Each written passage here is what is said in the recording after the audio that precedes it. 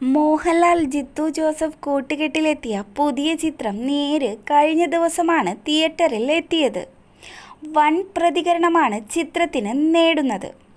തുടർ പരാജയങ്ങൾക്ക് ശേഷമുള്ള മോഹൻലാലിൻ്റെ തിരിച്ചുവരവാണ് ചിത്രമെന്നാണ് പ്രേക്ഷകർ പറയുന്നത്.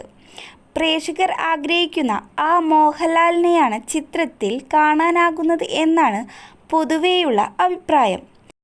പ്രകടനത്തിൽ വിസ്മയിപ്പിക്കുകയാണ് മോഹൻലാൽ.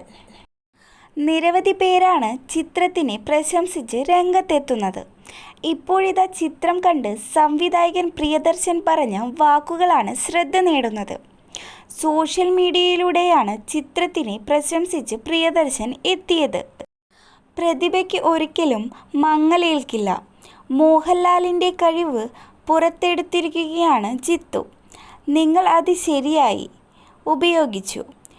നേരിൻ്റെ വിജയത്തിന് നിങ്ങൾക്ക് അഭിനന്ദനങ്ങൾ എന്നാണ് പ്രിയദർശൻ കുറിച്ചത്. സംവിധായകൻ പ്രിയദർശൻ സാമൂഹ്യമാധ്യമത്തിൽ എഴുതിയിരിക്കുന്നത് ചർച്ചയായി മാറിയിരിക്കുകയാണ്.